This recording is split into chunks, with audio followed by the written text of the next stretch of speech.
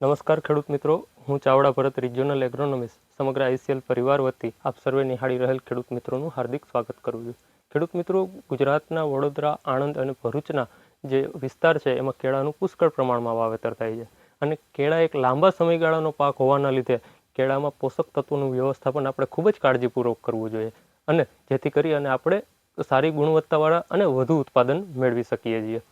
તો પાયામાં આપવાના ખાતરની વાત કરીએ તો આઈસીએલનું પોલીસલ્ફેટ કે જેની અંદર 4 અલગ અલગ પ્રકારના મહત્વના પોષક તત્વો આવે છે, જેમાં 12.5% પોટાશ છે, 15% કેલ્શિયમ છે, 5% મેગ્નેશિયમ છે અને સાથે સાથે 17% સલ્ફર આવેલું છે. જો આ ખાતરના ગુણધર્મોની વાત કરવામાં આવે તો 4 આવતા પોષક તત્વો ઓક્સાઇડ ફોર્મની અંદર છે, પીએચ ન્યુટ્રલ પીએચ છે અને કોઈ પણ ખાતર સાથેની જે સુસંગતતા છે એના લીધે થઈ અને ખૂબ જ સારા એવા પરિણામ મળે છે. હવે આ ખાતરના ડોઝની વાત કરીએ તો જ્યારે આપણે પહેલો કોટા આપતા હોય ત્યારે કોઈ પણ ખાતર સાથે તમે મિક્સ કરી અને એકરે 50 કિલોનું માપ રાખી અને આપી શકો છો અને જ્યારે બીજો કોટા આપતા હોય ત્યારે કોઈ પણ ખાતર સાથે 50 કિલોનું માપ રાખી એકરે અને તમે આપી શકો છો. એમ એકરે 100 કિલોનું માપ રાખી અને તમે સારા એવા પરિણામ મેળવી શકો છો. ત્યાર પછી જે કેળાની વાનસ્પતિક વૃદ્ધિની અવસ્થા શરૂ થતી હોય ત્યારે આઈસીએલનું ફર્ટીફ્લો બનાના 1 નામનો ગ્રેડ કે જેની અંદર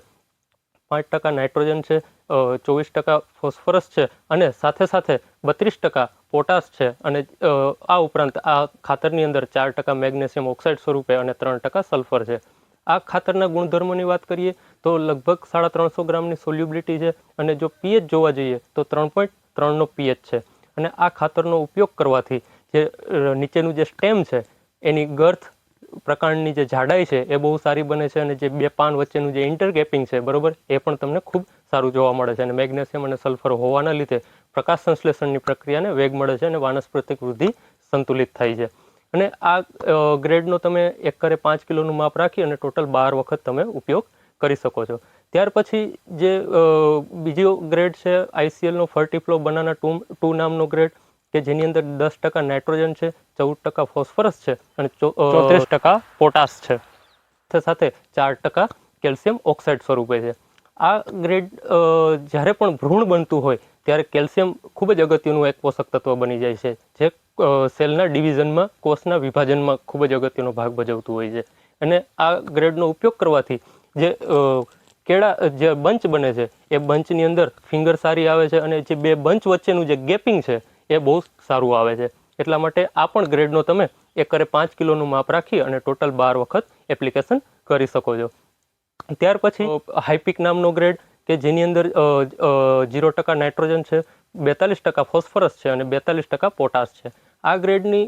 લાક્ષણિકતાની વાત કરવામાં આવે તો આ ગ્રેડનો પીએચ છે એ ન્યુટ્રલ છે અને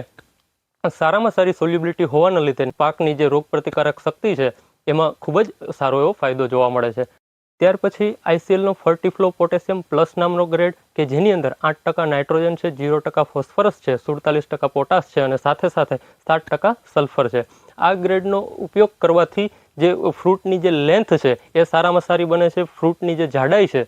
એ સારામાં સારી બને છે અને જે ફિંગર છે બરોબર ઓલ ઓવર ક્વોલિટીમાં સુધારો થાય છે અને આ ગ્રેડ એક 13045 અને 0050ના ઓપ્શનમાં ખૂબ જ સારામાં સારો ગ્રેડ છે કારણ કે આ ગ્રેડની અંદર પોટાશ અને નાઇટ્રોજનનું પ્રમાણ છે એ 6:1ના ભાગમાં છે, જ્યારે 13045ની અંદર એ 3:1ના પ્રમાણમાં છે અને સલ્ફરનું પ્રમાણ પણ સારું હોવાથી આ ગ્રેડના તમને સારામાં સારા રિઝલ્ટ મળી શકે છે અને આ ગ્રેડનો તમે એકરે 5 કિલોનું માપ રાખી અને કોઈ પણ ખેડૂત મિત્ર ઉપયોગ કરી શકે છે. અને જો આ કમ્પ્લીટ આઈસીએલનું શેડ્યુલ ફોલો કરવામાં આવે તો તમારા કેળાના ઉત્પાદનમાં અને એની જે